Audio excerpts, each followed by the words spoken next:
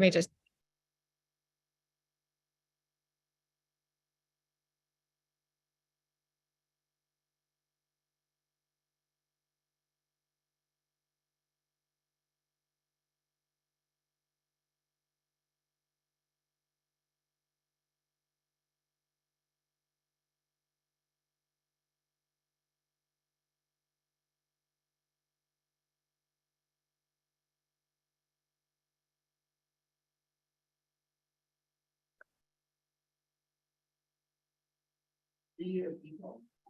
All right, it should be quieting down here in a minute.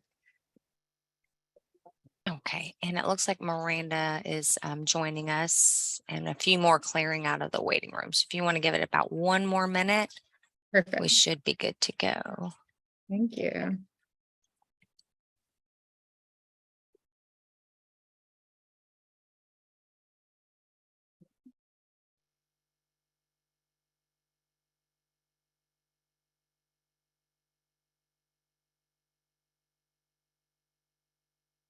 The waiting room is cleared if you'd like to start.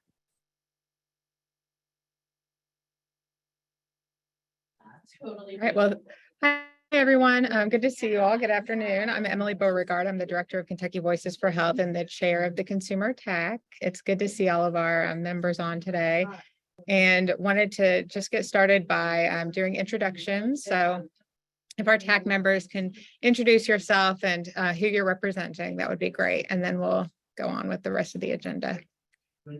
I see Arthur, Miranda, and Brenda, and I think Melanie is also on. So, yep.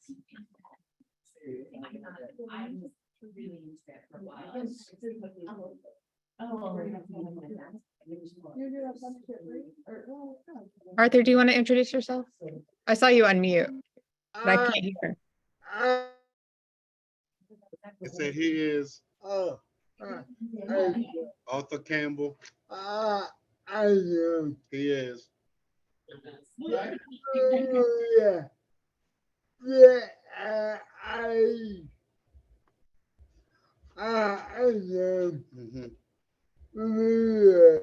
He's with PNA. Yeah. He's Arthur Campbell and he's with PNA. Thanks. Miranda, Melanie, and Brenda.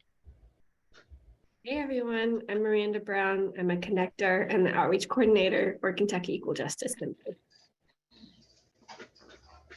Hi, I'm Brenda Menino. I am representing AARP and I live in Lexington.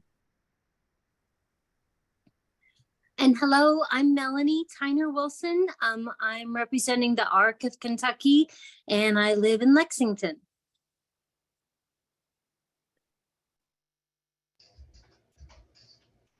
Great. Well, thank you all and welcome. I'm glad this time worked for everyone. And I appreciate the various agenda items that you all sent me in advance. So we'll touch on some of those under new business and discuss, Arthur, your issue next month in October.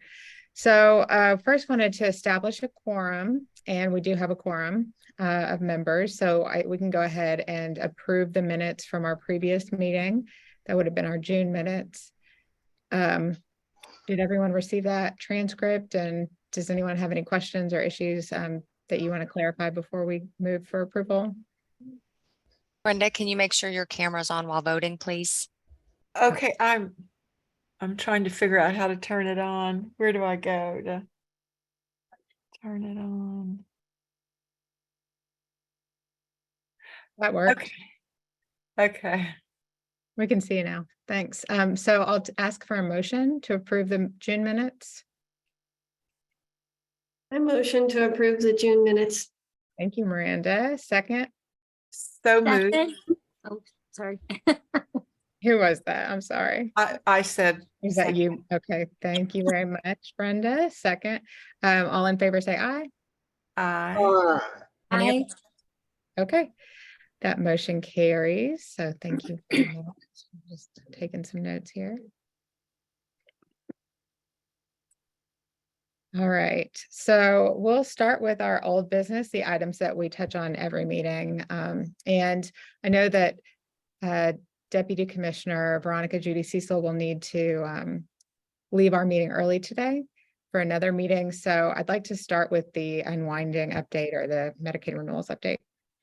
Good afternoon, everyone. Thank you, Emily. I appreciate that. So the data that was requested was for July and August renewals, and how many were passively and actively renewed. Before I get to that, I wanted to just let the TAC members know that we are currently revamping how we shared the data. CMS, and we're also revising our CMS report that was filed on August 8th, based on feedback that CMS has given to states on how we're supposed to report any extended renewals. So as you all may recall, in May, we had some renewals that we extended to June, and then we extended some of those on to July. We could extend certain individuals up to 60 days. And in Kentucky, we have prioritized the nursing facility and long-term care and 1915C waiver populations, or who were specifically extending for the very purpose of conducting outreach due to the low number of responses to renewal notices. So that gives us additional time. By extending them, gives us additional time to do that outreach.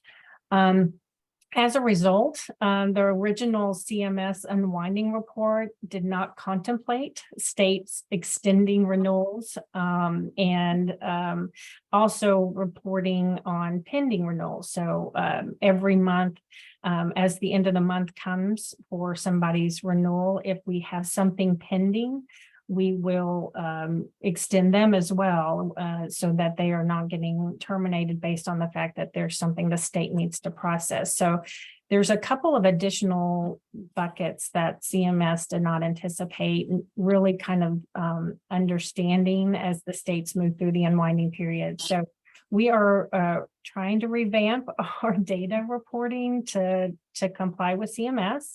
And also to make it just a little bit easier to understand as people look at the CMS report and then compare to what we're reporting in Kentucky. So that being said, then by the stakeholder meeting on Thursday, and by the way, we're having a stakeholder meeting. Let me put a plug in for that. 11 o'clock on Thursday, our regular monthly. You can find information about that on our Kentucky Unwinding page. But we should have everything ready in the new format to better report approvals and terminations and pending and extensions. So definitely stay tuned for that. So for today, I'm really only reporting things at that high level that was requested, and happy to share as a follow-up after the stakeholder meeting when we have our report, our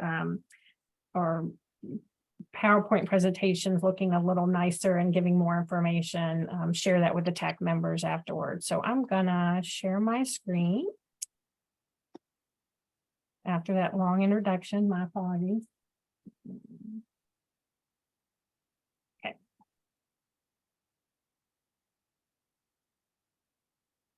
So just to give you guys a heads up on, oops.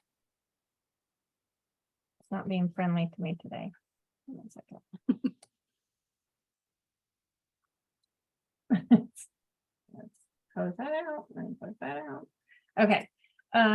So sorry, I can't get that to drop off, but so for July renewals, you asked sort of the other thing we're doing in the past, we've been reporting once the monthly renewal is upon us. So like if we were reporting this month for September, or we're reporting next month for October, we've been doing it at the case level because that's how we process our cases.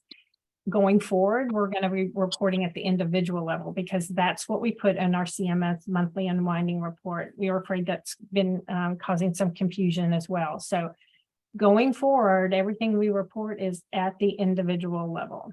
So this is looking at those renewals that were just due on July 31st. We had 54,476 individuals that were subject to a July 31st renewal date.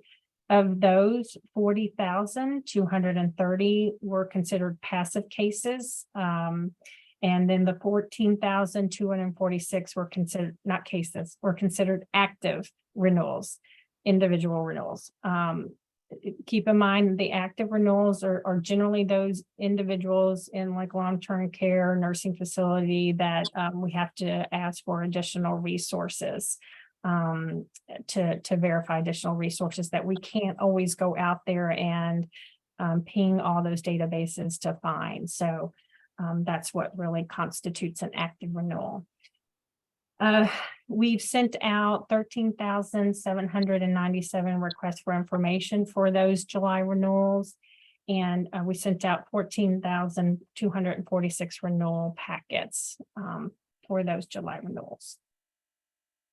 For August, we have 64,649 individuals going through a renewal for August 31st. Of those, 42,078 were passive renewals and 22,571 are active renewals. Of those individuals, 15,038 were sent a request for information and 13,078 were sent renewal packets. So that's kind of the high level information for unwinding. Can we stop and ask a couple of questions? Yeah, absolutely. So you don't have the eligibility determination data there. That's what you're going to be sharing on Thursday, right? That's correct. Yeah, yeah. When you shared that second screen, the August numbers Yes. and the active renewals, and there was a difference there between the number of individuals that needed to actively renew and the number who got a renewal packet. What's that? Why is that lower?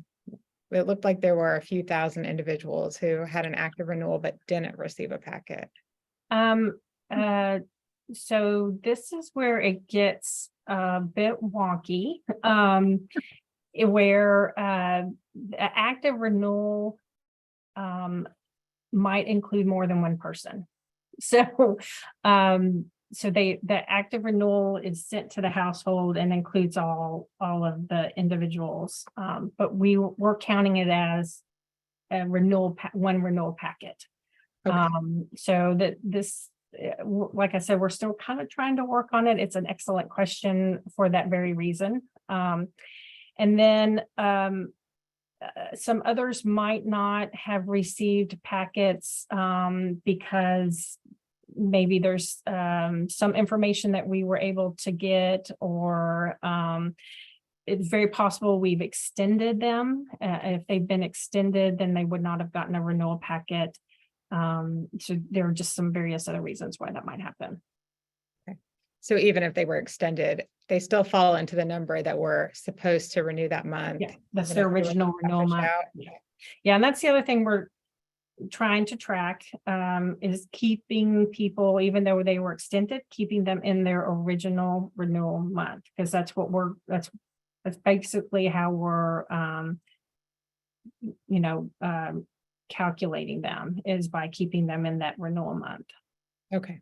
Yeah, no, that's helpful to know. Thank you. Can I ask a question too? Would you remind us what passive means? Absolutely. 14,000? Yep. So a passive renewal is a renewal where the individual has to take no action whatsoever. So we're able to go out and ping all the databases available to us, like IRS, state tax, income tax, all these various databases, and we can verify their Medicaid eligibility without them having to take any action. Okay, thank you. And since you asked that question, Brenda, just to expand on that a little bit, if we go out and we do that for a passive renewal, but for some reason something comes back and we're not actually able to verify them, then we'll send them a request for information. And so they're part of that kind of bucket as well. Okay. It doesn't always mean that we can determine them that way. Veronica, would you say that the RFIs, the requests for information, are typically for income? That's correct. Like most of them. It is. Yeah. So that's information that obviously changes over time. And there are times when you have older information in your data sources and you'd be asking people to Yeah. verify. That's very possible. Keep in mind the other thing that we're trying to do. It's a good thing and a bad thing is that if we can't absolutely verify them, I told you we're dropping them to our request for information. We want to give them that opportunity to verify or report back to us so that we can make an actual determination. They're the ones that really are falling into that termination for procedural reasons because they get that RFI and they're not responding by the due date and by the end of the month that they're due. And so we have to terminate them because they haven't responded. So it makes the number look higher. I think what's challenging here is that a large number of them aren't eligible. Like the reason we sent them the RFI is because we couldn't verify them, and that's because they're likely not eligible. So it looks like a larger number of people being terminated who might likely be Medicaid eligible, but aren't truly. I'm sure it's a mix of people. I do think that we have a lot of people who are probably eligible who are being terminated as well. And for various reasons, whether it's because they're not responding in time or because of system issues. One thing we've heard more and more about, and I'm at Morehead State University today. We've been doing our Thrive Kentucky Roadshow around Kentucky and talking about Medicaid renewals at every stop. And we had, I don't know, maybe 10 people here talking about how difficult the renewal process has been for some of their clients, and specifically uploading documents that are not being, their coverage isn't pending. They are being terminated before a document has been reviewed and determined eligible. Okay. Ineligible. Okay. And I've heard that more and more, and I see Miranda shaking her head. So I know that we've talked about the policy that DMS has is that it should pend. There shouldn't be a termination if there's a document that needs review. Right. But something is happening. Okay. And I think that it's probably a glitch in the system. Well, I will say, if somebody waits until between the 20th and 30th or end of the month, especially as it gets closer to the end of the month, our system has to do kind of a refresh on the first day of the following month to capture those folks who might have sent something in. Because, our system has to run at various times to make sure that the downstream effects of that happen. So for like sending the managed care organizations their roster and so forth. So if somebody has sent something in late in the month as it gets closer to their renewal, because we have to do this special run, that it's very possible that people fall off during that time. But please, we want to know if it's a huge problem, if it's systemic, if people are inappropriately being terminated. Certainly, it's not what we want to see. Yeah, no, I understand it. And appreciate that. We want to, provide you all with as many examples as we can so that you can figure out what the system issue might be. Miranda, I don't know if you have anything you want to add there. But, I handle a small volume of cases, but I've seen this happen in at least two, where I think the documents in both cases were due by the end of July, and on July 31st, they were terminated without the documents having been processed. And they're still pending now. And so that seems like The document is pending. The coverage was terminated. Yeah. the eligibility has already been processed and denied. And the reason for denial is that the documents were not submitted when we definitely submitted the documents, and they're still in the cases pending. Were the documents submitted towards the end of the month? Yes. So thank you for, really examples are helpful so we can go back to our system and make sure that whatever it's doing isn't right.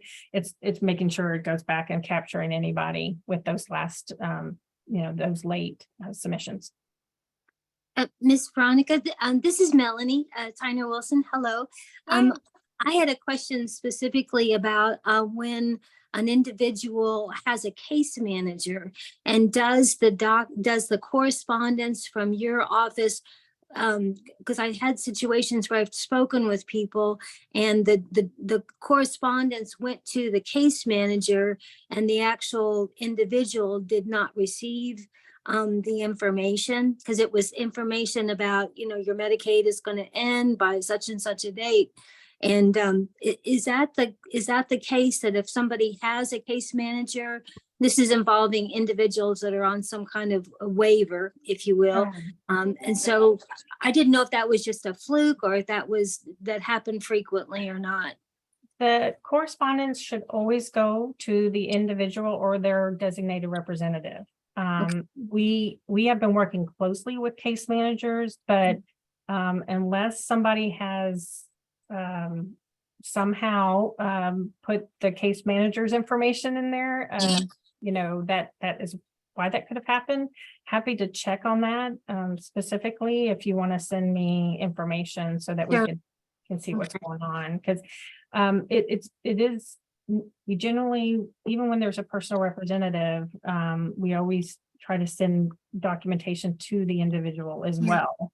So kind of covering both bases, but unless that the case manager's information has been put as the designated correspondence or contact, then that might. Veronica, I can say we've seen that happen before, where the case manager where the individual has ended up with the case manager being documented as their designated representative. So I do know that it does occur in some cases. Typically it's very specific to where someone they're not able themselves to do what needs to be done and don't either have reliable natural supports that can do it, or they do not have anyone else that can act in that respect for them. But Thanks, Pam. But it is important that if a case manager is going to take on that responsibility, that they need absolutely to that they the follow members, through with every part of it. Yes. Thanks though for that question, Melanie. I have one other question, but does anyone else have a question for Veronica? I'm just looking at the time. I know you have to go in a few minutes. One thing that we brought up on a previous call, and we've communicated back and forth over email, but SSI cases have been something that we've been concerned about. People with SSI who are getting an active renewal packet when SSI should make them automatically eligible, but then also people who have recently lost SSI who are having their coverage terminated rather than being sent an active renewal packet so that they can actually be considered for other types of Medicaid eligibility rather than having to reapply. And people falling into kind of a gap where they're losing their Medicaid, but they're still in the system. So even trying to reapply isn't, working for them. Is that something you all have found any, have you figured out what might be happening in the system? Yeah, we are definitely looking at inappropriate terminations for SSI. If somebody's SSI is active, as you noted, they should not be getting, they're categorically eligible, so they shouldn't be getting any kind of notice like that. So we are digging into those, and I don't have an update on where that stands yet. We have our next response meeting tomorrow, so I'll probably get an update then. But the challenge with somebody who has lost SSI, a couple of things. So the notice they get does clearly tell them you need to file an application, and it gives them all the various ways to do that. And I know that can be challenging. But I'm not quite sure what else we can do. We are outreaching to those individuals we're contacting them to say, want to make sure you understand that you need to file an application. Because it's not a renewal packet. If you're categorically eligible, that made you eligible for Medicaid. We don't have any information in our system to try to cascade them down to some other eligibility or type of assistance. So we have to have them submit the information to us. It's not a renewal packet.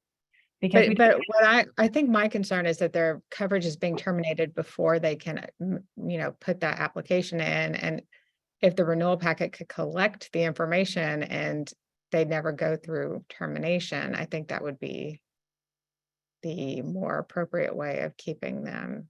well, so regardless of if they have a renewal packet and return it or submit an application and return it, it's the same thing. I mean, they still have to submit something to us. Yes.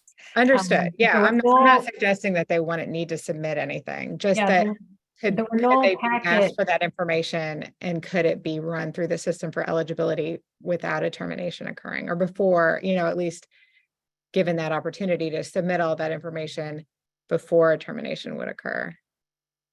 We're taking it back to see what we can do to lessen the issue. But a renewal packet does not have the same information that we need. So they would need to be sent an application. But we are trying to see, we're trying to give them as much notice as possible, obviously, which that, they get at least 45 days or more to submit that application. We're taking a look at it to see what we can do. The one that I'm aware of, did try to submit an application, but they were told that they were in the system. And so the application was like, it was denied. That's the part where it was pending. I can't remember, but it wasn't going through. Their coverage was terminated. And then, there was a gap before they could get a new application approved. And that's where I feel like people are getting stuck. Did you send that example to Yeah, us? that's been reported. Mhm. Okay. And I'm guessing this has happened to others, but we know that with SSI, just like with Medicaid unwinding, and renewals resuming, some of the SSI determinations have also resumed, and looking more closely at people's eligibility. And so I think more people probably are losing their SSI now than, in a regular period of time. Yeah. And that is just a great, combination, isn't it? Yeah, I know.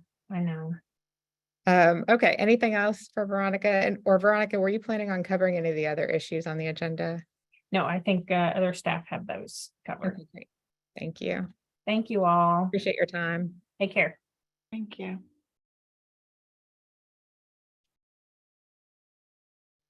All right, we can jump back to the standing data requests that we have in terms of how many people are currently covered under different types of Medicaid. Does anyone have those numbers? Sorry, this is Jordan. I'm branch manager of eligibility and enrollment with DMS, and I do have some numbers for you. So these are as of yesterday. Our total presumptive eligibility members, we have 1,108. Total number of members receiving emergency time limited Medicaid are 270. Those individuals that have traditional Medicaid, we have 144,007 members. For K-CHIP and CHIP expansion, we have 129,881. And for the number of members who are in our managed care Medicaid program is 1,489,573. All right, thank you. Any question about those numbers? How about the waiver programs?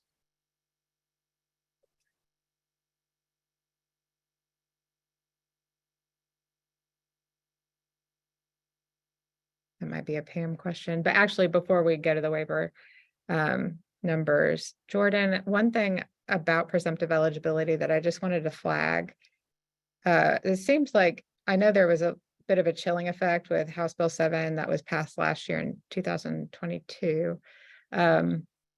Where, the state is no longer able to make presumptive eligibility determinations, and some versions of the bill had limitations for hospitals and some penalties for hospitals, although those were removed in the final version.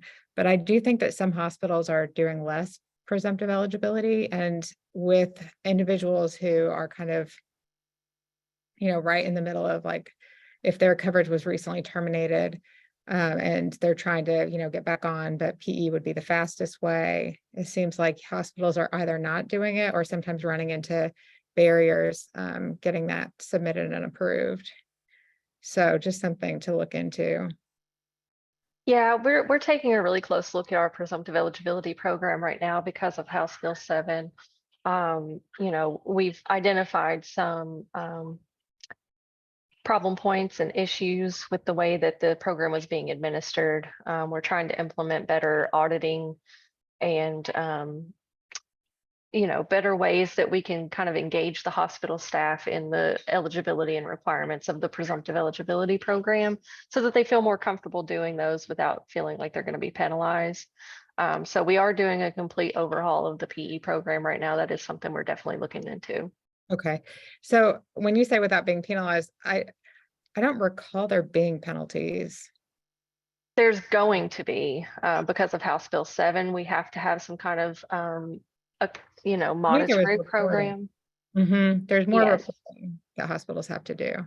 Yes, so we're working on, developing a better training program for the administrators at the hospitals, just to let them know what kind of information they need to be hanging on to, how long they need to hold on to that information.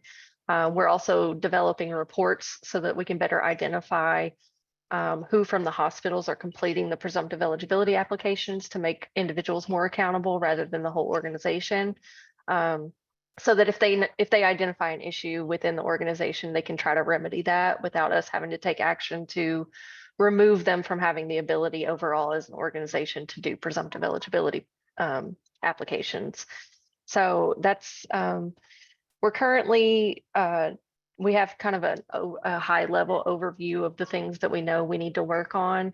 But we definitely know that the training and accountability procedures need to be reworked quite a bit. So we're in the process of talking about how to go about that. Okay. Thank you for that update. Yeah. Pam, if you're still with us, do you have the numbers for the 1915C waiver enrollment? I just realized I did not get the my window closed with my updated wait list number. So if you want to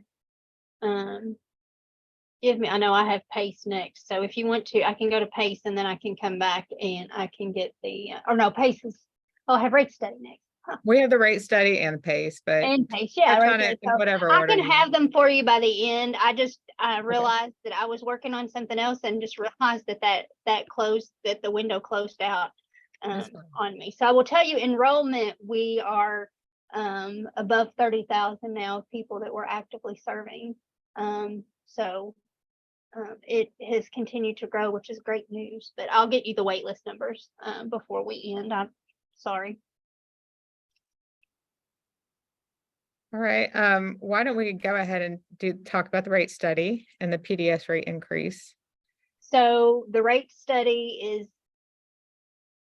essentially it's still with executive staff. It's with all of the budget people and the people that know way more about money and all of that than I do and will ever pretend to know. So the final outcome of the rate study and what that's going to look like has still not been determined yet. However, we have successfully implemented the full increase that was called for in the budget. So the rates for the second 10%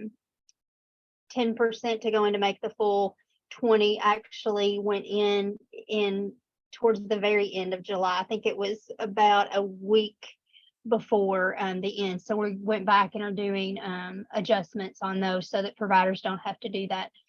But they are in the system now for all of those. The PDS how many participants in PDS that have increased their rates. I don't have a number on that. I can try to get that.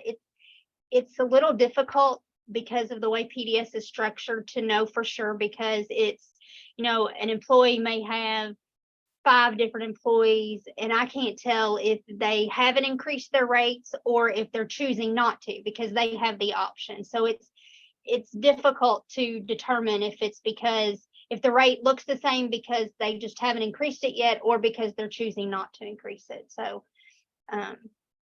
but we have been getting a lot of questions and have been helping individuals navigate any trouble that they're having with their agencies on getting meetings set up to get those rates, to get the forms and everything filled out, and to get those meetings done so that the rates can increase. So we have been actively working on that. Okay. And I don't know if Arthur has any specific, if he's had any problems or if he's heard from anybody or has any specific examples he needs me to look into. I'd be happy to do that. He can either give it to me now or he can email those to me too.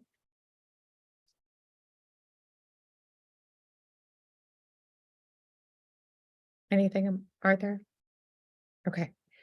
Thank Oh, you, and I've Pam. got the wait list.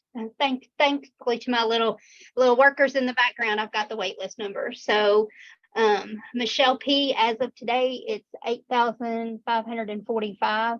I do know that there's an allocation that's going to be coming up next week of slots for Michelle P.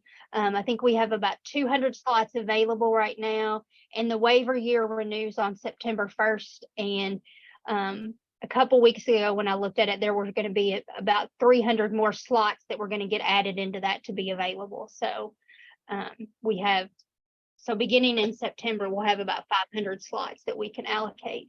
For SCL, we are at 3,282. None of those are on the emergency list. And ABI long-term care, we have 2 individuals on the wait list. HCB, we are at 0. We were able to allocate everybody that was briefly on the waiting list at the end of June and July. And so all of those got allocated on August 1st. And Pam, I'm sorry, Arthur, were you about to say something? He said he will email.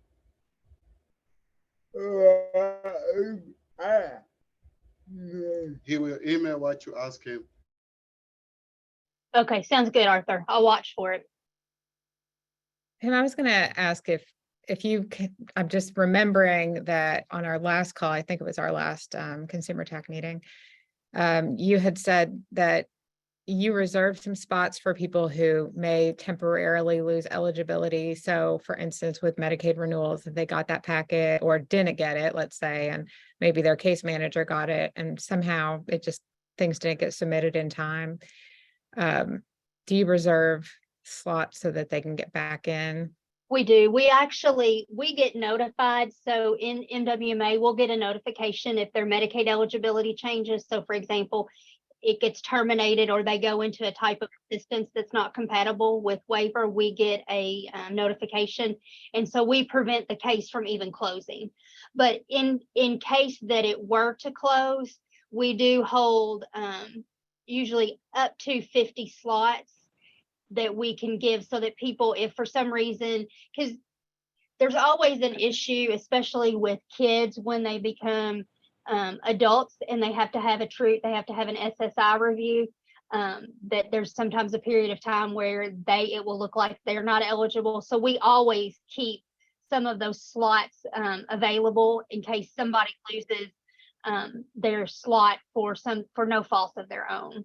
So we do always hold on to those, but the ones right now that are going through the renewal process, we have staff that they catch those and they don't let the waiver case close. So they never lose the slot at all. Okay, well, that's good to know. Do you think that the members know that? We try to communicate that. Do they all of them know or understand? I'm not sure. We try to work. Some of the, I'm sorry. No, go ahead. I'm sorry. With some of the notices that people have received, I think they may be under the impression that they're losing the waiver. or that they have been determined ineligible for Medicaid, and therefore, you would lose your waiver. We're So working it may with- just be a perception, just a misperception. Or that the notice is inaccurate and you all are doing something different in the background. Well, and it's confusing too, right? I mean, the whole process is confusing and complex. So we actually are working with a couple advocate groups, as well as I've talked to a couple parents, and then working with our internal staff. We've been trying to work on this and getting it out as soon as we can, but trying to work on a what do I need to know, or kind of a very plain spoken, this is what this means. If you hear this, this is what you need to do if you get this, to try to help with that. But in the meantime, our help desk is answering lots of questions, as well as, we get multiple emails and things. So we're just trying to, as people have questions, just to answer those individually. But we are trying to work on some just really easy one-page documents that kind of help break it down. Because I'll be honest, I work in it every day, not the eligibility piece of it, but it gets really complicated. So we want to do what we can to help individuals to understand that, and especially how the waiver and eligibility work together. Okay, yeah, thank you. If there's any kind of communication that you're putting out there that we could look at, that would be great. I will absolutely let you all look at it before we do that. Thank you. And Pam, this is Melanie Tyner Wilson. Hello. I wanted to ask about I got a chance to listen to your stakeholder session that you did in July about the unwinding and the waivers and Appendix K. Are this folks that you are hiring for case management? I remember hearing that you were going to be having more people to be able to be case managers, like with those with associate's degree or LPNs or lived experiences. Are they the ones that are kind of reaching out and being able to provide support for individuals on the HCB waiver? So we're doing two ways. We're expanding. One is we're expanding, and we're going to continue the expansion of the qualifications that were allowed during Appendix K. And then the other thing that we're doing is for individuals that participant direct their services, who right now have been limited to choosing the AD or the CMHC from their region.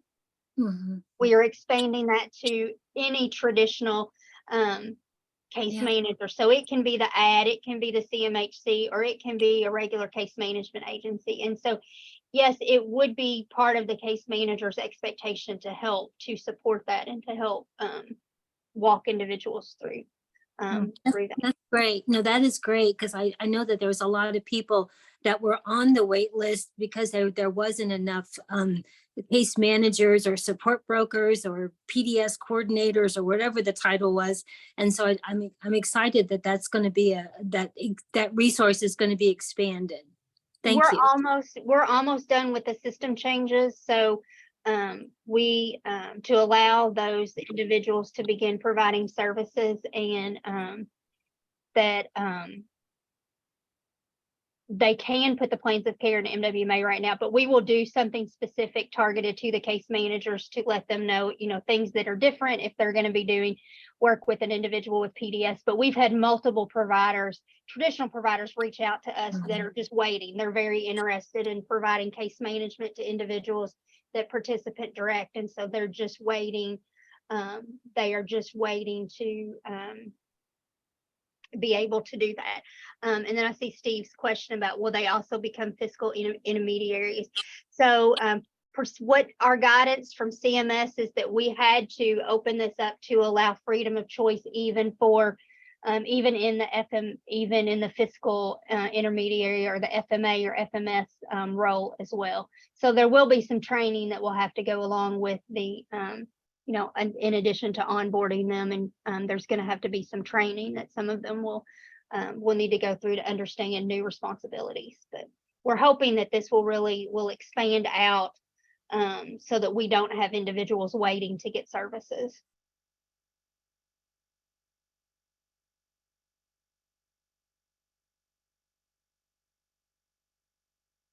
Thank you, Pam. Any other questions related to that? Why don't we get an update on the PACE program? Okay, so PACE, we now have 3 active providers serving 17 counties, including Jefferson County. We have 132 individuals that are actively enrolled. At our highest point, we had 153. Some of the individuals unfortunately have passed away, and some individuals decided that, they tried PACE, but they decided maybe they wanted to go back to waiver, as well as we've had, a couple that moved out of a service area that PACE was serving. So, but still have 132 that were actively, getting services from one of the 3. As far as what services are covered, it is all inclusive. So for that individual, if they need, their medicines are covered. If they want to go to, adult daycare setting, that is covered. If they have, the PACE organizations have to have contracts with hospitals and nursing facilities. And if an individual who is enrolled in their PACE program needs to go to the hospital or needs to go to the nursing facility, say for a short rehab stay, maybe they fell and broke a hip, or they need, a short rehab stay in a nursing facility, it is the PACE organization's responsibility to cover that. They get paid a capitated rate for each of those individuals per month that are enrolled in their PACE program.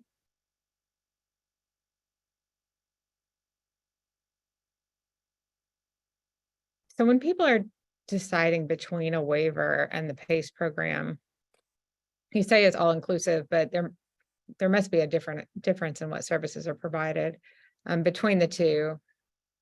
Well, What for is it? example, so Mhm. waiver, for example, is not going to cover their medicines, and not going to cover, their Medicaid may cover it, but, they're not going to be the ones that are ordering that. They're not going to, for PACE, a lot of the times they're the primary care provider. So the nurse practitioner or the physician or the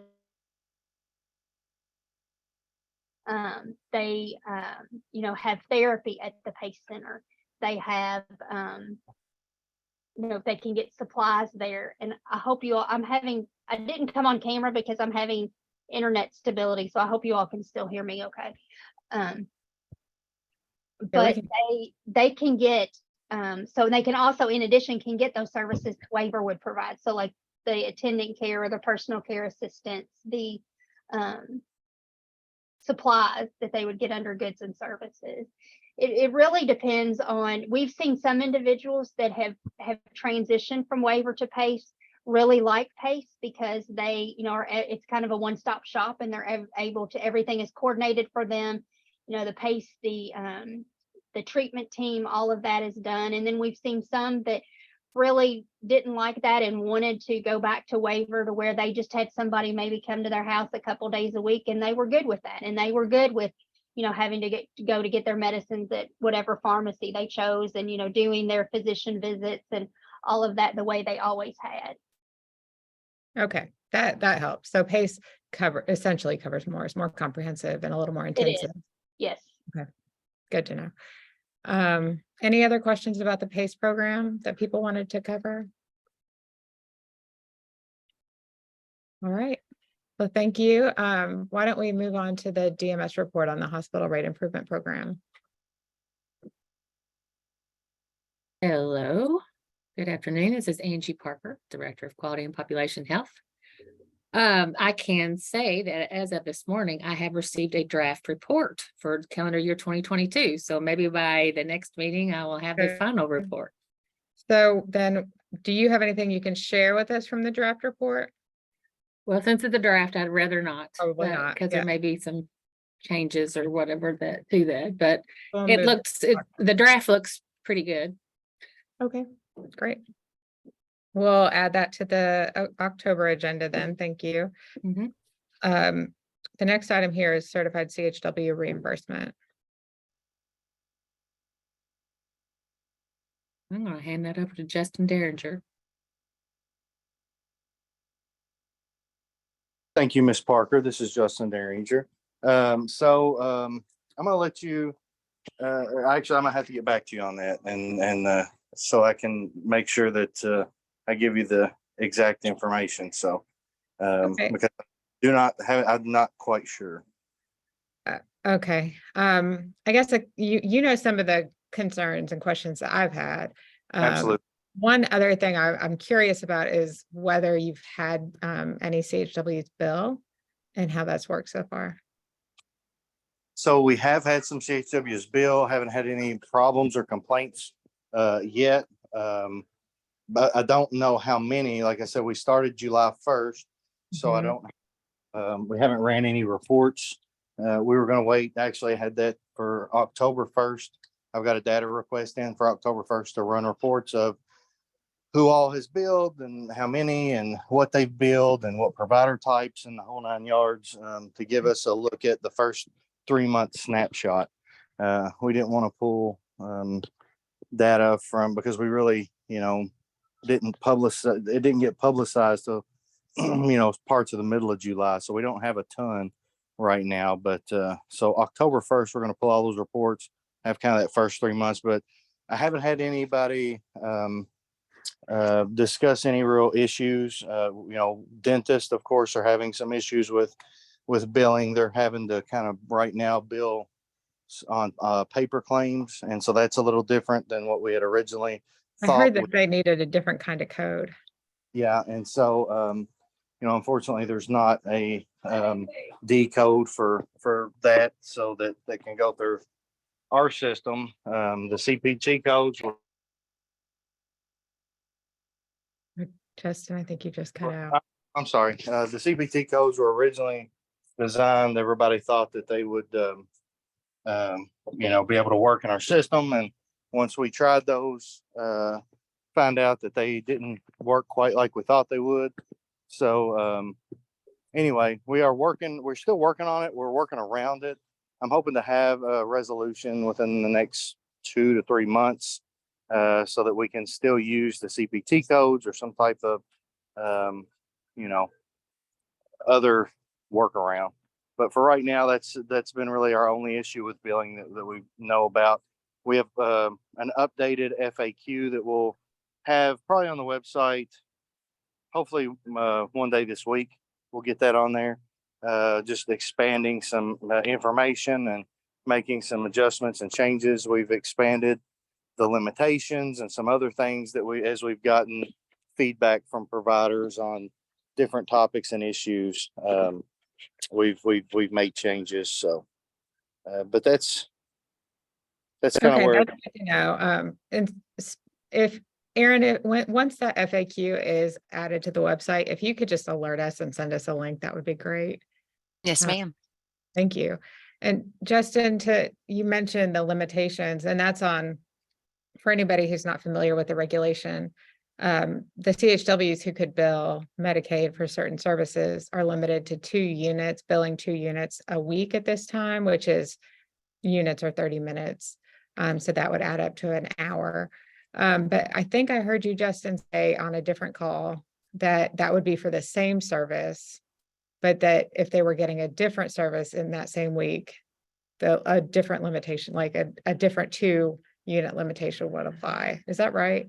That you are correct, and Okay. that's what we update on FAQ. So, originally, if an individual went to they went to their primary care physician, saw them twice, and utilized CHW services twice that week, that would end their limit of how many CHW services they could have.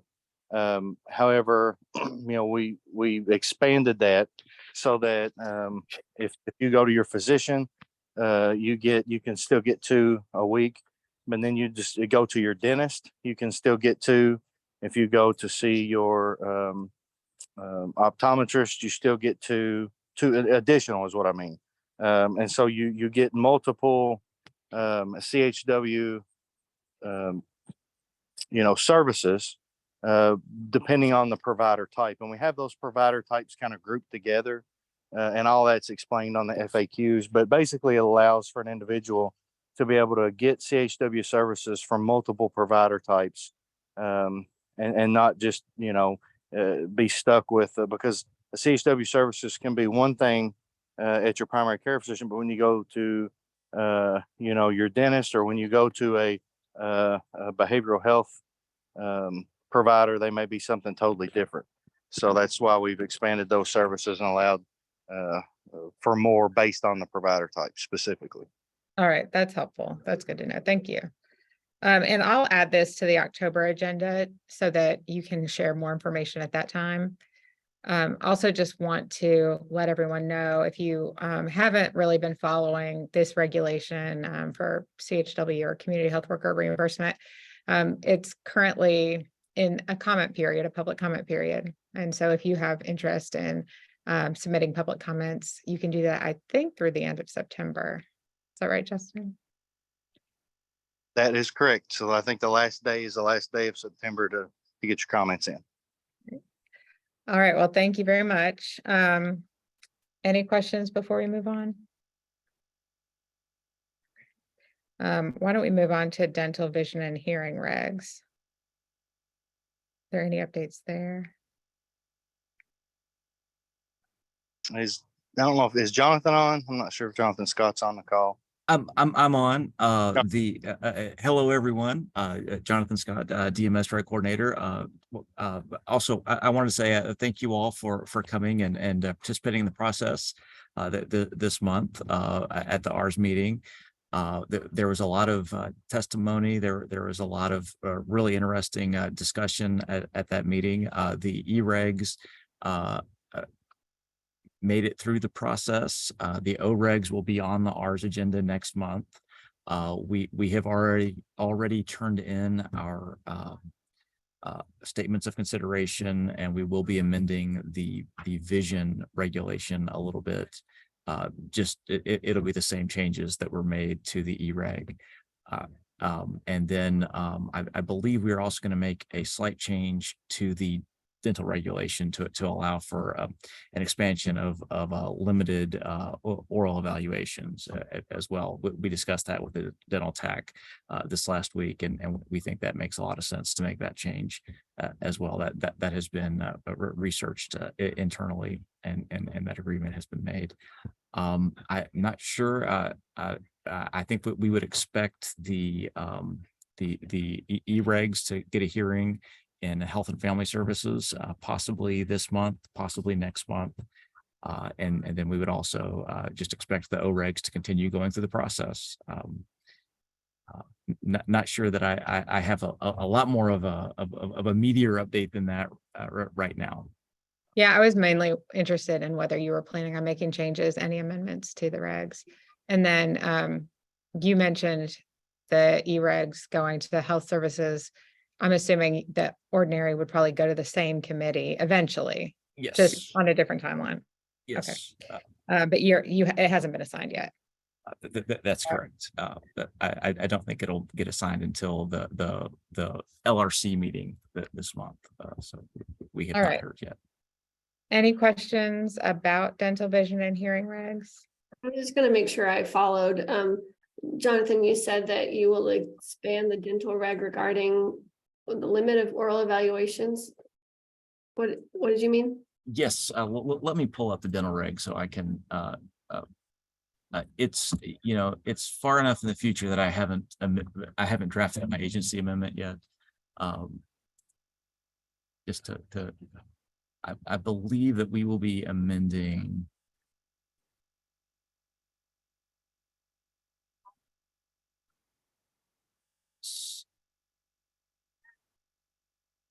So we're going to amend section 6,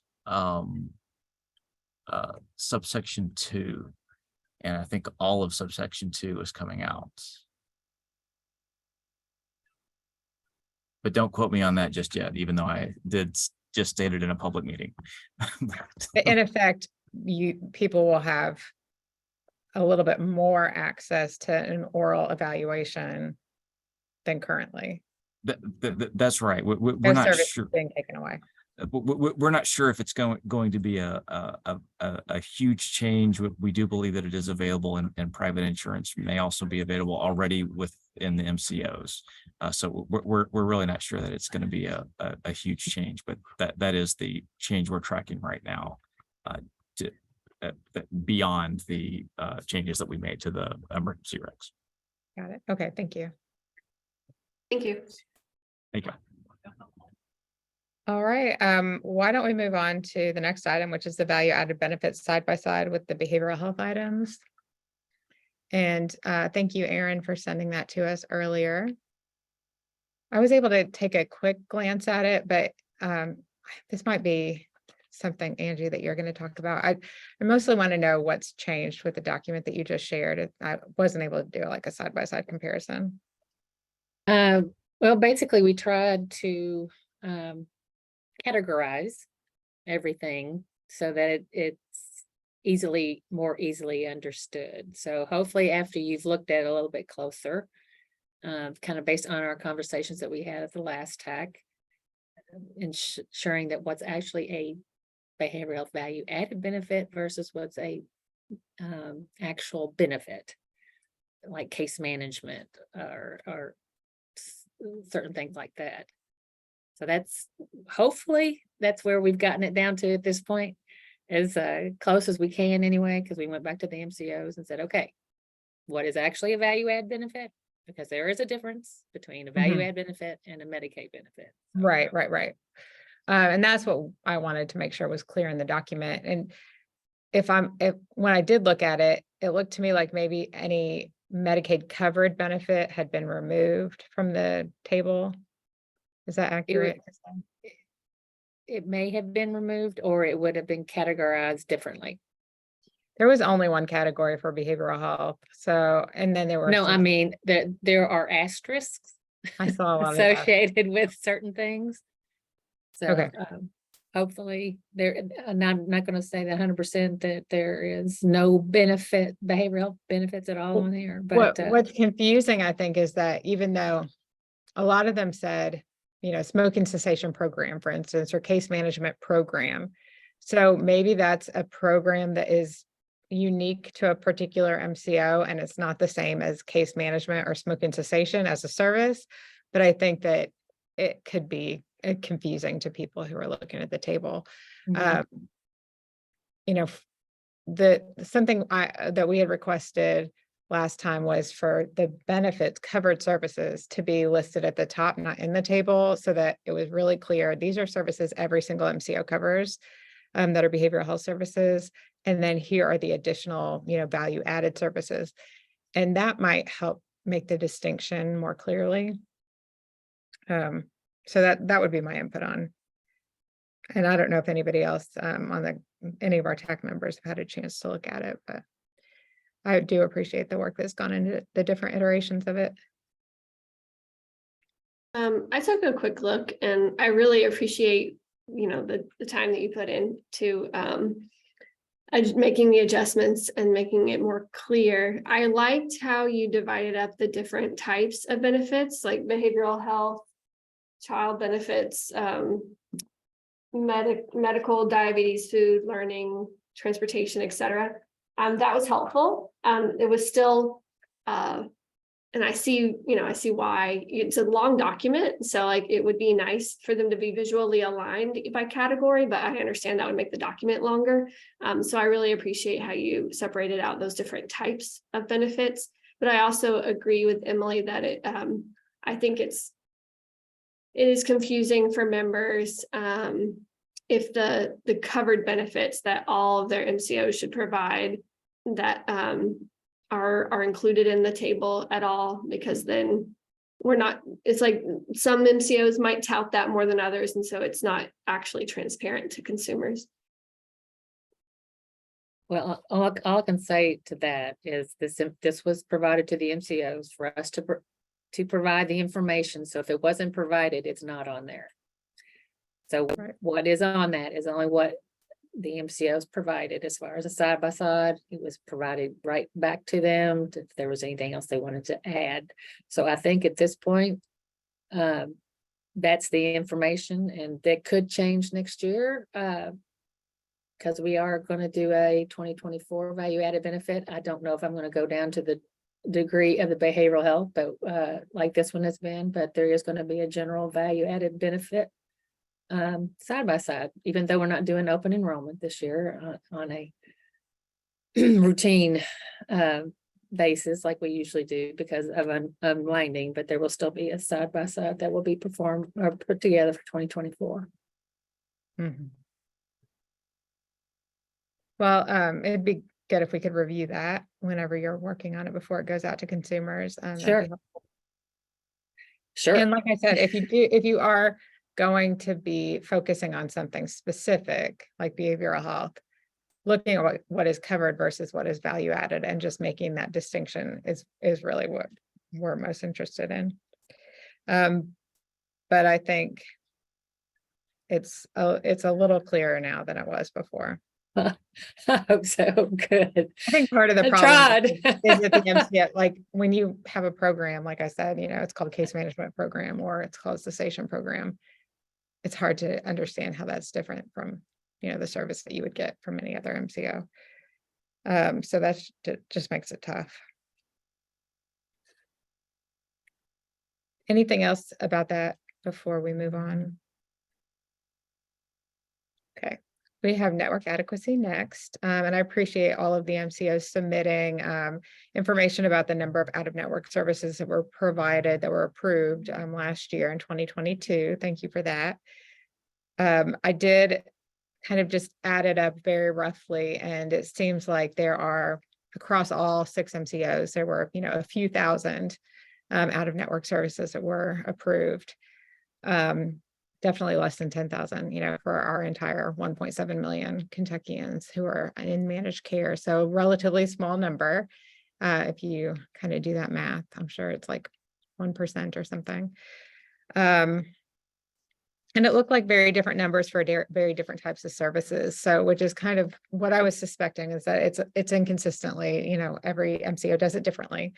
And, I think it would be helpful to have a little more consistency in how things are approved with, some, ability to have discretion in certain cases, but from a consumer perspective, not knowing, what criteria is being used to approve those services, that just makes it difficult. And only having the option of, then having to switch MCOs and not knowing if the MCO you choose is all going to have that available provider, just means that some people end up not getting the care that they need. But it is good to have that information. And we had requested a couple of times for some of these additional reports, and just wondering if those reports are available now. Well, this is Angel then. And Aaron, if you could give me access, I want to be able to show you a list of what DMS MCO reports we get regarding network adequacy. And the challenge is it would be to give these reports unless you just wanted one for a month or a quarter based on, and I'm going to show you one of those reports as well. You're now a co-host, Angie. Thank you. Okay, I'm hoping you are seeing, yes, this geo mapping and access report. Yes. Okay, because I've got 2 or 3 screens up here and I want to make sure you're seeing the right thing. Okay, so these are the 4 reports that we are currently getting from the MCOs, either on a quarterly or a monthly basis. This PSN 05, 03, 09, 04, that's just for our DMS purposes to know how to pull these reports. So this first report for geo mapping and access is they are to supply this on a quarterly basis, and someone from our quality and population health division looks at this report, and it's basically what it says. It's geographical access reports for each county addressing all provider types of the department. The provider network status report is reviewed or is received monthly. And this is reviewed by someone in our program integrity division. And this talks about additions and terminations to the network by type and region, and termination reasons are provided.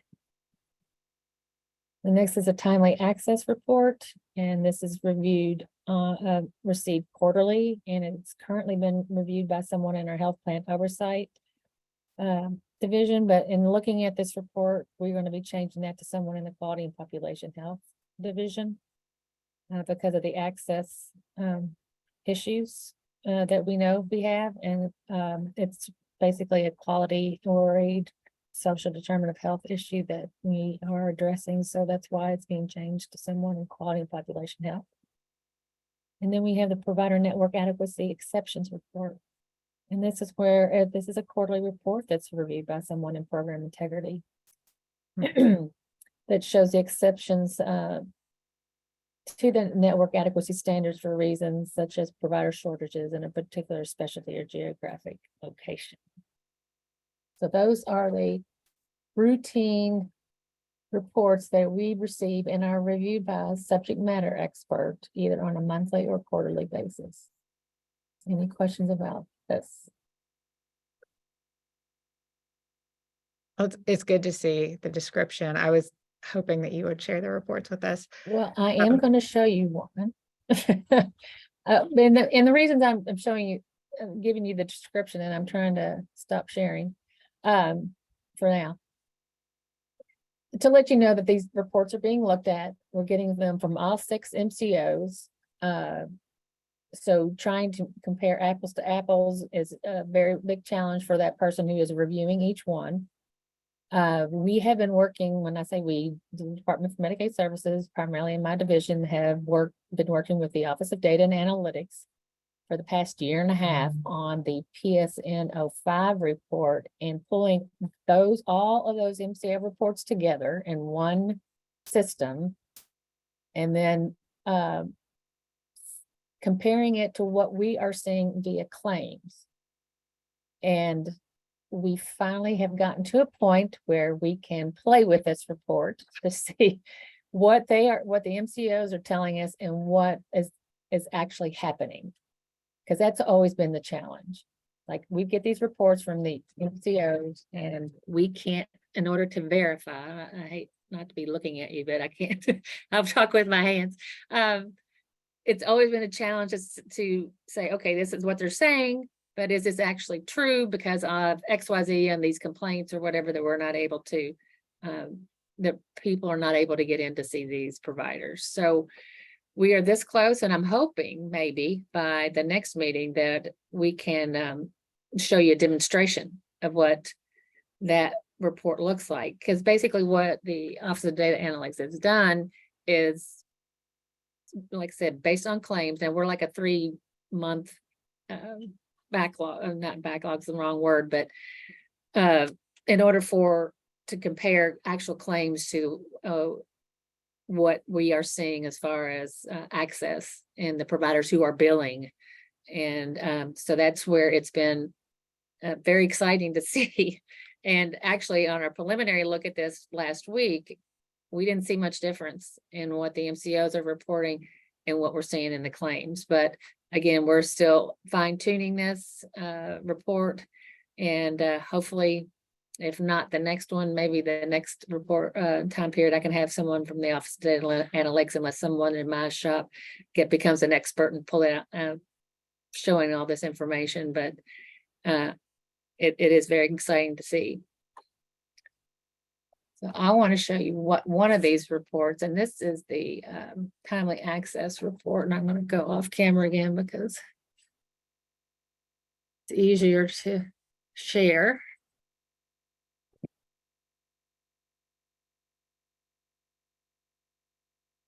All right.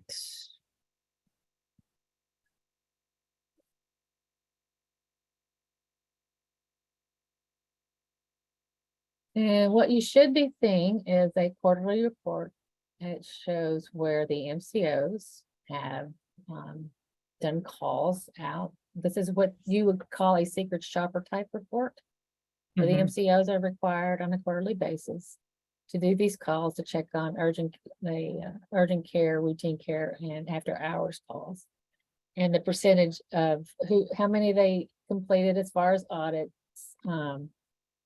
where they were not being able to pass the audit. And as you can see, this in this quarter for urgent care, primary care. Now this is broken down into 1, 2, 3, 4, 5, 6 different provider types. Now we are looking at this internally to see what's more beneficial or to break this down more specifically. Because PCP could be general practitioner, family practitioner, a pediatrician is a primary care doctor, an OBGYN, it can be a primary care. And then, also breaking it down by specialists, because some specialists may be easier to get into than others. So we need to be able to look at that as well. And I just pulled one MCO. So this is what the trending looks like as far as quarters, and they're to meet 80% or better. In some areas, PCP for Q2 did not meet. Right. Well, the standard is 95%. Right. Yeah, I believe you're right on that one. Obviously, we're fine tuning that and making sure that that these are correct. Now, like I said, someone is reviewing these, and if there is something, for example, that is below standard, that subject matter expert would go back to that MCO and say, what's the deal?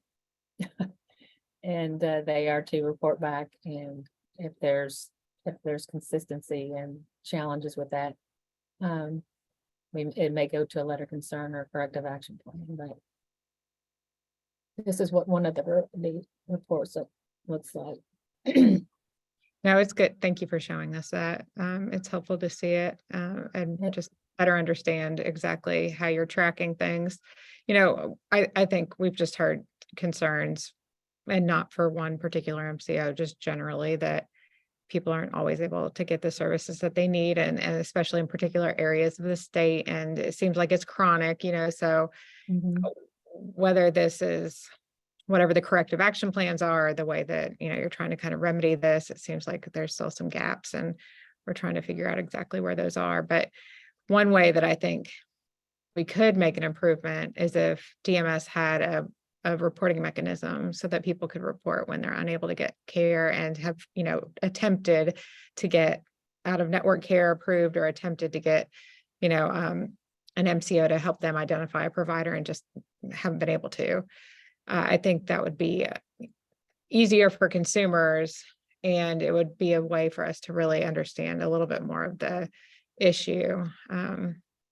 Because like you said, every MCO does things a little differently. It's not apples to apples. And even though we try to be at apples to apples, sometimes the different systems or whatever, it just doesn't come out that way. And the nature of managed care is that MCOs have discretion in how they do many of these things. So, all right, well, that's helpful to have. It sounds like we'll get more information at the next meeting. So I'll put on our October agenda the demo from the Office of Data Analytics, and we might have some other, questions in the meantime, but it's good to see that. And I think just in the interest of time, unless people have any burning questions about network adequacy, we should probably move on. I forgot to mention when I told you I was at Moorhead State University, I forgot to say that I have to be out of the room at 3 or a little after, but I can't stay here until 3:30. So I apologize for that. I should have mentioned it at the beginning. But we have new business, and I wanted to make sure we got to that. I know that Miranda, you wanted to talk a little bit about connector listings. I'm wondering if that is similar to the get contacted issue that we already had on the agenda for agents, and just generally how people are able to find somebody to assist them.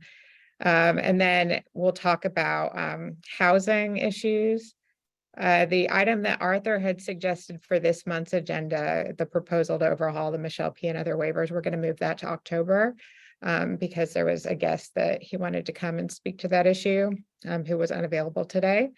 So we can also just get a quick update on the MAC TAC orientation packet. But actually, why don't we start with orientation and then we'll address the other two.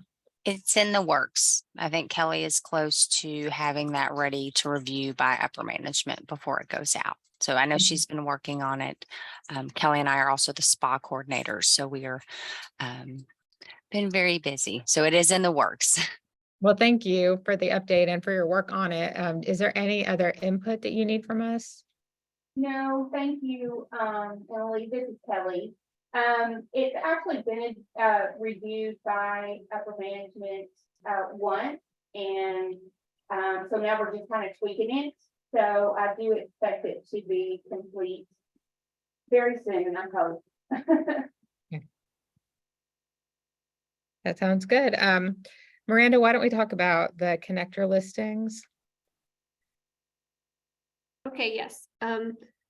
I have raised this issue before, but I can't remember if I've raised it in this committee. But maybe last year, sometime not too long ago, when Connect did some update, or maybe it was just with the new Connect. Essentially, though, when a consumer goes on, when anyone goes onto the public Connect website and searches for a connector, it is now possible for them to click a box and they can search for just public connectors or also private connectors. This did not used to be the case with the old Connect or when we were on the marketplace. It used to be that anybody who was listed as a private connector was not publicly searchable on any public website. Therefore, so generally people couldn't, a consumer could not just add a private connector to their case without contacting that connector first. The kind of the idea from what I've always understood as to the intent of having that division between private and public connectors is to allow organizations that have certified application counselors or connectors the ability to just take on the clients that go through their normal intake and referral processes rather than receiving referrals, for instance, from the state or just a consumer adding them to their case first, if that makes sense. So the problem is with this, the way it is now, anyone can search for a private connector, but when private connectors signed up to be private connectors, they did so with the understanding that they would not be publicly searchable. And so it's causing a problem for us internally, and I've heard from other organizations as well, that we're really not set up to take that many clients on. And so it's problematic when we get referrals for clients that we actually did not consent to take on. And then we have to take extra steps to reach out to them and make sure that they get the help they need. And then I've actually heard from some of the legal aid organizations that this is actually a major barrier to them even deciding to take on and have connectors on staff, which is like huge to me, that I would love for there to be more organizations who feel like they can take this on and have CACs, connectors on staff to help more people because there's so much need. But if this kind of thing is keeping them from being able to do that, I'm just really expressing again that it would be great to change that back so that private connectors could actually be private and not publicly listed and searchable. Hey, Miranda, this is David Berry. Pardon the noise, I'm in an airport, but absolutely heard. We're working on kind of redoing the whole search tool for connectors and agents alike. It's going to have like a Google pin and that kind of thing. And we've tried to increase the messaging to steer people away from private connectors, but we'll see what we can do about suppressing private connectors altogether. Thank you. So Miranda, if I understand correctly, this is something that it had been suppressed in the past and it is no longer. So what we're really asking for is to just go back to the way that it was. Yeah, and I will agree with, just to echo what Miranda is saying, the same is happening for KVH's connectors. And I was a connector way back when, original. And I also was getting referrals for years after I was no longer trained as a connector. So there are some glitches that probably could be worked out, but thanks for looking into it, David. So a related issue, but different, is the get contacted option, which is now on Connect and only for agents at the time, this moment. And just wondered, David, if you have an update on when connectors are going to be added to that feature, so that if a consumer would, rather have the connector. I'd love to speak to that. It was designed and implemented, so it looks exactly like it does on healthcare.gov. If you go to healthcare.gov, you have those same options. Right. You choose an agent, and you have those two options. You get the agent on demand or connect on demand, whatever you want to do it. For assisters, that's called on the federal site, you have the search tool only. With all the change requests that are going on because of the unwinding, we don't have the bandwidth to do anything about it this year, just being honest. But as we go into next year, what we want to do is have it so you still have that on-demand feature for both agents and connectors, and even enhance so that maybe a few gateway questions can be asked. So very general, but just to get people generally moving in the right direction, so that if people are looking for SNAP, for example, they'll be routed to a SNAP connector queue. And if someone is looking for just health insurance, I'm using the two extreme examples, they could obviously just go to the agent queue, if so to speak, and to try to do a little bit more sorting. Right now, the agents are presenting that they're getting people that they are not equipped to help, like people looking for other programs, and the connectors are jumping on them and down. I mean, saying, how come we can't get more of those people? So we just have yeah, I'm sorry. That's been our concern all along. And that for consumers who are, thinking this is going to help them, but then they end up just prolonging their, being shuffled from one place to another. When we saw that happening, really, it was, I'm not going to lie, it wasn't very pretty in the beginning. We increased messaging on the website and at the contact center especially. And now the contact center will only put someone in that queue if they know they are absolutely ready to enroll in a QHP, and not send them down the wrong road, and find them a connector if that's more appropriate, hopefully with them on the line. We have a long ways to go. I absolutely hear that and know that. Those mitigation efforts were helpful, that we've gotten reports back that there are less people being sent to the wrong place, because that's the biggest frustration there could be. Yeah. I mean, I guess I'm wondering how helpful it's been to, and if we're to look at pros and cons here, is it worth having before you make some updates and improvements to it and add connectors and have more sorting? Or is it something that we can just, maybe suspend, put on pause until after there's time to really work on it? Well, it absolutely is helping generate people to the QHP market. And that's what its primary focus was during the unwind, as people are losing their Medicaid, to keep that bug in the ear and get them enrolled in appropriate care, especially since generally speaking, QHP enrollment does not go backwards. So there's, a clock ticking. Right. Okay. I don't have any, I mean, that's definitely worth a look to see how effective it is versus what the cons are, Emily. We'll look at the numbers again. I'll keep you updated as we move towards phase 2. Okay. All right. Thank you. I appreciate that. And I apologize again that we are running a little bit short on time now. Did you have something else to add, David? I was just gonna say, maybe that's something we could get a report on next month, is as you said, David, just now, about some numbers on how many people are actually getting helped this way. That would be in October, at our October meeting, David. Yeah. Okay, great. Thanks. I'll add that to that agenda then. That's a good suggestion, Miranda. Thank you. And so why don't we spend the next few minutes talking about housing, and Melanie, I can stay in this room for a few more minutes. So why don't we, if you want to present kind of the issues, and then this federal funding that you shared with me, we can have a brief discussion now and then perhaps a longer discussion in October. Yes, and this is I guess, other people have used a high level.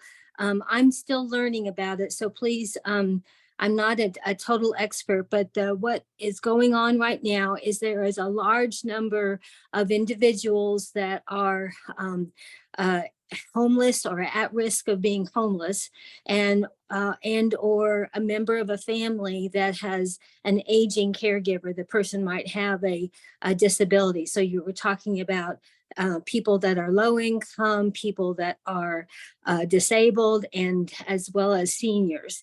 And so what has happened since like 2021, that there has been discussions between HUD and Medicaid, because Medicaid does not cover the cost of housing. Housing would be covered under Social Security or SSI or SSDI. But what has been happening is with the American Rescue Plan dollars that were available, they began to have conversations between these two federal organizations, and they've been attempting to work together, and they've been using some of these APRA dollars to provide rental assistance to individuals that are at risk of being homeless or aging or disabled. And so you can kind of see that's a very wide, extensive populations. And what's happening in communities, and it's happening in our state, is communities are bringing stakeholders together through something called the continuum of care. And there would be representatives from like a Human Rights Commission, from different agencies, community action, disabled populations, that would all be at the table to sit and look at and review the funding that has come down that might be eligible or available to the community to determine, how it should be spent. And so in talking with her, I just shared that what in my humble experience, what I've seen is that there's been wonderful advocacy for low income, at risk of homelessness, seniors, but the disabled population isn't always present at the table. And so I've been kind of pushing more in my community to have a better representation so that they can be at the table too, because this population of individuals needs additional supports that like maybe a HUD Section 8 housing might not be able to provide. They would maybe be considered a more vulnerable population, or would need to live with some kind of care provider, and also live somewhere where those wraparound services could be provided. So that's what prompted me to reach out and say, could this be something that we have some kind of discussion? Because I know that there is a waiver in the works, the SMI waiver, that they're trying to incorporate housing needs in that waiver as well. And so just to try to make sure we really have an understanding, because there are many people that are aging caregivers like me who have adult loved ones that have a disability that live themselves week to week and have not had the ability to save and be able to plan for the care of their loved one after they're gone. So obviously my focus is real specifically on that segment of the population. But what's hopeful is that there's funding and resources and things that are going on right now as we speak. And I really think there needs to be representation at these community or continuum of care groups that HUD is supporting in communities. So I don't know if that makes sense or not, but that's what I know so far.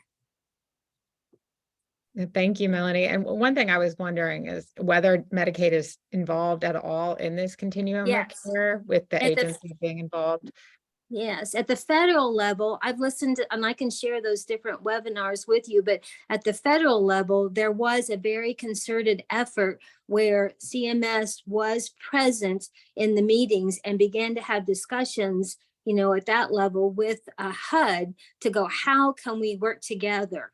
And so that's kind of come from 2021 efforts. And so what's wonderful now is some of these funds are coming down into the states in the form of grants and rental assistance and those kind of things, where the desire is to decrease the siloing, if you will, you know, how we get in our silos, you know, in terms of Medicaid versus housing. And I think what they're trying to do with these continuum of care groups is to have everybody at the table, but there's actually money available in the community where they're making joint decisions in terms of how these funds, you know, will be utilized, and their grants and whatnot. But it's something that I'd love for us to know and understand more about it, so we can find ways to get the information out to other consumers in our state. Pam, if you're still on, is that something, are you aware of DMS being at all involved with the continuum of care? Sorry, I had to get to my unmute button. So yeah, so I know that there are lots of discussions, and I can't speak too much of it, other than I do know there are individuals that are involved in that, and that they're happy. I will say though, I can speak to on the SMI waiver, because that is going to be within my group, the 1915 the state plan amendment, and the housing that is covered in that is much like the waivers. It's not actually covering the cost of the housing, it's covering the cost of the supports the individual will need. So they still will have to pay room and board or whatever the cost is for the living arrangement. But I do know there's a lot of work being done and discussion being done in housing collaboratives. And then of course with MFP so money follows the person, the transitions waiver within my area, we work very closely with housing, and because you know that's one of a large time a barrier for us transitioning someone out of a nursing facility back into the home is finding that affordable housing and yes, and getting getting all of that set up. So I do know there are people that are working on that together. I'm not the best person to speak to it. Pam, if there's anyone that you could invite to our next meeting, and I was thinking Leslie Hoffman, of course, but maybe we can just add this to that agenda and give you some time to prepare. Right, yeah, I'll talk to Leslie and we could maybe get a little bit of an update on the SMI waiver as well. Okay, I can do that next time. All right, thank you. So I think we're down to recommendations, and I had a couple that I wanted to kind of pass by you all to see what you think. Emily, I think Arthur has a question. Oh, I'm sorry, Arthur.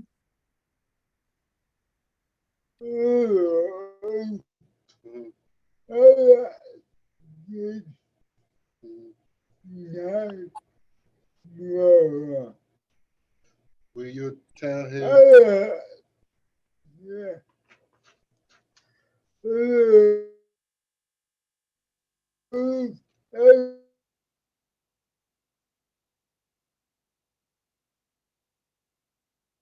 I think Arthur froze. Let you? No. Yeah. About this? Yeah. I guess about what you guys are talking about. I don't know exactly why he want to know more About housing support. Yeah.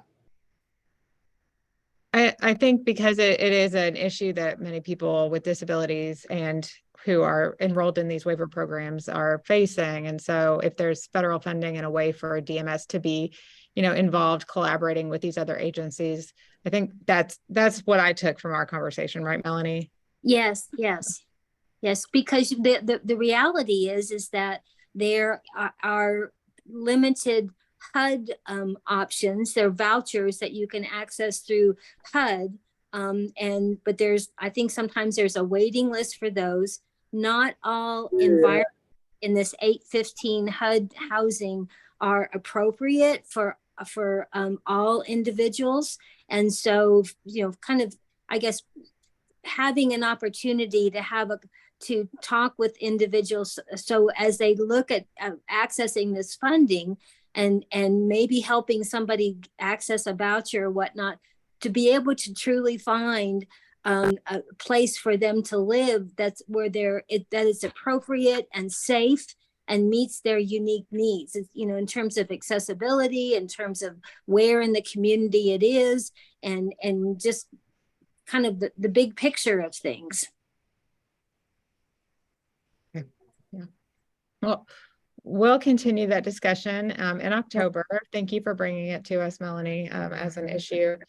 And as far as recommendations go, I wanted to make a recommendation that in terms of Medicaid renewals, that anyone who has SSI is considered automatically eligible and does not receive a Medicaid renewal packet or RFI. So does that sound like a good recommendation for folks? Yes. Okay, I'll ask for a motion. I motion that anyone who has SSI to be considered automatically eligible and that they not have to receive a Medicaid renewal packet or RFI. Yes. Maybe it could have been worded a little bit better. Do you feel like we need to reword it, Miranda? I'm working off like handwritten notes right now. It's not my usual style. But maybe that anyone with SSI not receive a Medicaid renewal packet or RFI in order to maintain their eligibility.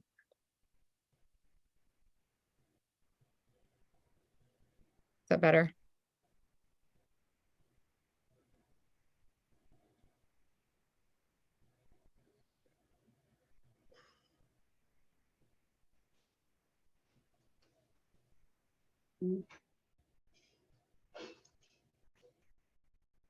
So we're talking about people who are still on SSI. Who have SSI? Yes. Yes. Okay. Can I get a motion? I motion. Thank you. Second? Second. All in favor, say aye. Aye. Aye. Any opposed? Okay. I would also make a recommendation that for anyone who has recently lost SSI, that they be sent an application before their coverage is terminated.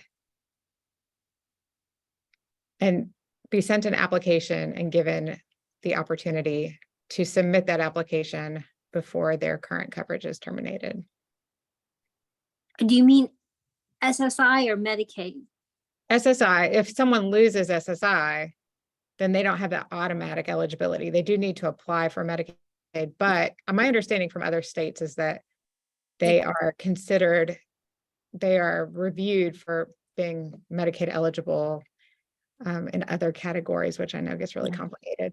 And that they wouldn't necessarily be terminated first before they would have to reapply, so that they could actually complete that application before termination.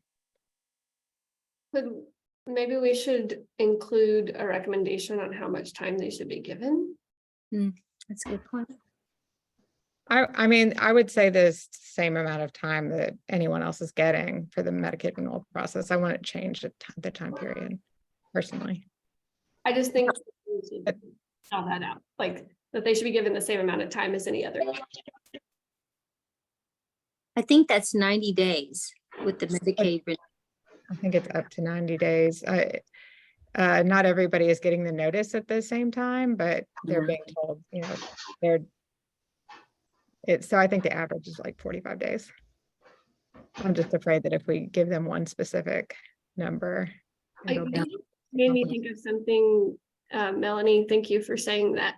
That with the PHE unwinding, people are being given, like if their Medicaid ends because they came up for renewal, during this time, then they are given, like, they can have that, how is it worded? Reconsideration. That's Yeah, the 90 days. can for the 90 days. And so I think that should be applied in these cases too. It would be applied in any case. Oh, okay. There's Uh, also a but- time Well, when- no, the difference is that because they have never submitted a Medicaid application, they would have to submit that application to be determined eligible. I know it happens a lot when a child becomes 18, and that type of Medicaid SSI for a child ends, and then the individual, the youth would have to reapply, and that's always that, just in my world, that's always been a challenge, because maybe the individual, the caregiver, the case manager wasn't aware that was required, and That's right. and it's a cumbersome process to go back in and reapply, and as an adult, and oftentimes you have to go through additional assessments and all that kind of stuff, and it's very challenging. So And being alerted would be wonderful. I think, okay, let me try this again. So yes, that's true. And it creates a gap where sometimes people lose coverage, and then it takes time to get to finish the application, have the application submitted and approved, and be actively enrolled in Medicaid. You'll often have a gap. So I think we could say that people who have lost SSI within the last year be given the opportunity to complete a full Medicaid application within the Medicaid renewal period, within their Medicaid renewal period.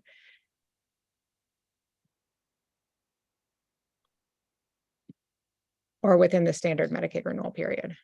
I think we can't give us a specific number of days because that could just complicate matters.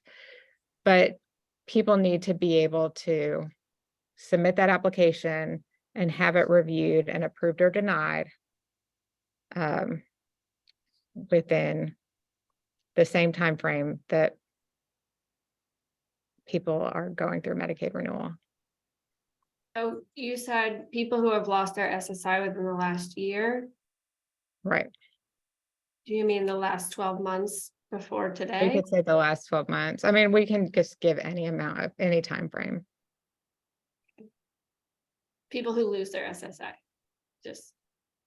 Well, you could lose your SSI 5 years ago. I don't know. Maybe we need to just put more thought into this. This is also a recommendation, and if we can always make another one at the next meeting and continue to work on it. There's a note in the chat from Rachel with Kentucky DMS saying they received 2 months of ex parte Medicaid coverage when SSI ends to allow time for them to prepare and apply for Medicaid. Yeah, thank you for that, Rachel. I understand that that's true for some, but not for all. Maybe instead we should say that anyone losing SSI receives 2 months of ex parte Medicaid coverage when SSI ends to allow time for them to prepare and apply for Medicaid. That can be a recommendation. Because right now, I understand that that's only true for some of the people who are losing SSI. So if we apply that across the board to anyone who loses SSI, that could work.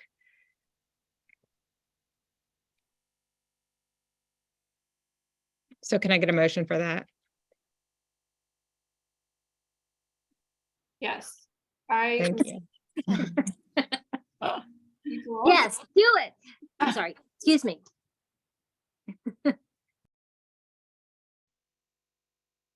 A second. Second. All right, all in favor say aye. Aye. And any opposed? All right, thank you all. Sorry that we didn't have that totally like workshopped out beforehand, but I appreciate you sticking with me. Our next meeting is October 17th at 1:30, and a number of the things that we discussed today we'll have on that agenda. And if you have other ideas for agenda items, send them to me. But now we will adjourn by acclamation. Thank you. Thank you. Good to see everyone. Have a good afternoon. Okay, goodbye. Bye.